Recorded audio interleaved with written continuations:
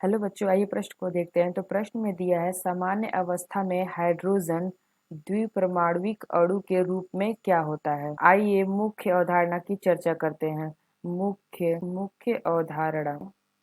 तो यहाँ प्रश्न में दिया है कि सामान्य अवस्था में हाइड्रोजन द्विपरमाणु अणु के रूप में क्यों होता है। तो हाइड्रोजन क्या होता है, तो जो हमारा हाइड्रोजन है इसको H से हम प्रदर्शित करते हैं। तो हाइड्रोजन जो हमारा है यह क्या होता है, यह S ब्लॉक का एस ब्लॉक का तत्व होता है। जो हमारा हाइड्रोजन है वो एस ब्लॉक का तत्व है और यह हमारे आवर्त सारणी का प्रथम तत्व है जिसका परमाणु क्रमांक 1 तथा परमाणु भार भी 1 होता है। इसे हम कैसे प्रदर्शित करते हैं, ये हो गया हमारा हाइड्रोजन और इसका परमाणु क्रमांक भी 1 होता है तथा परमाणु भार भी 1 होता है। अगर हम हाइड्रोजन की इलेक्ट्रॉनिक विन्यास की बात करते हैं तो ये कितना हो जाता है, तो ये हमारा हाइड्रोजन हो गया, ये हमारा हाइड्रोजन, इसका इलेक्ट्रॉनिक विन्यास लिखते हैं तो ये क्या होता है 1s पे 1।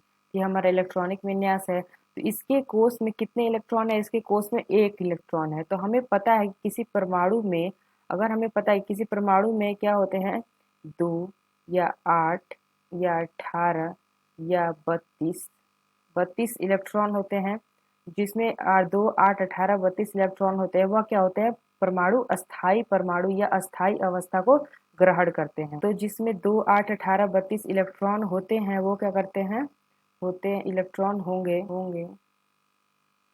वो। तो अगर हम हाइड्रोजन को देखें तो इसमें 1 इलेक्ट्रॉन है।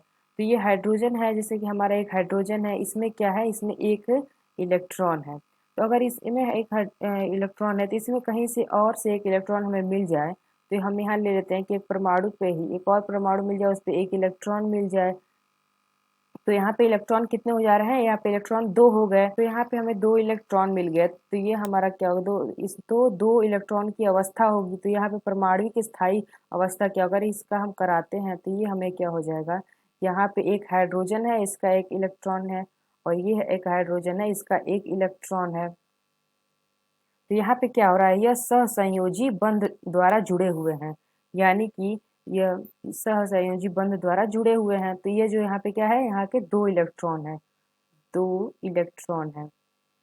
तो यहाँ पे क्या हो रहा है, तो इस हाइड्रोजन का इलेक्ट्रॉन इस हाइड्रोजन के साथ गिना जाएगा और यह जो हाइड्रोजन है यह इस हाइड्रोजन के साथ गिना जाएगा। तो यहाँ पे जो ये बंध बना रहे हैं, ये जो हमारा जैसे कि ये हमारा हाइड्रोजन है, एक यहाँ हाइड्रोजन है, तो यहाँ पे जो हाइड्रोजन, यहाँ पे एक हाइड्रोजन, इसके मध्य जो हमारा क्या बन रहा है, बंध बन रहा है, वह क्या होगा, तो यह एक सहसंयोजक बंध बना रहा है। ये दोनों हाइड्रोजन मिल जाएंगे तो ये आ जाएगा H2 हो जाएगा। तो यह क्या है हमारा, यह हो गया द्विपरमाणु। यह क्या हो गया हमारा H2 द्विपरमाणु अणु है। तो सामान्य अवस्था में हाइड्रोजन द्विपरमाणु अणु के रूप में इसलिए होता है क्योंकि यहाँ पे जो इसे 1 इलेक्ट्रॉन मिल जाता है तो यह दोनों मिलकर एक सही संयोजक बंध बना लेते हैं। तो ये जो यहाँ पे 2 इलेक्ट्रॉन आया है, तो यहाँ पे हमने देखा कि जिसके पास 2 8 18 32 इलेक्ट्रॉन होते हैं तो वह परमाणु का स्थायी या परमाणु या अस्थायी अवस्था को ग्रहण कर लेते हैं। यहाँ पे हमारा 2 है, यहाँ पे 2 आया है, तो यह सहसंयोजन बंध बना रहे हैं और ये क्या कर रहे हैं, परमाणु अस्थायी या अस्थायी अवस्था को ग्रहण कर रहे हैं।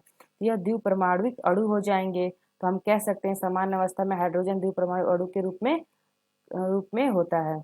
तो आशा करते हैं आपको समझ में आया होगा। धन्यवाद।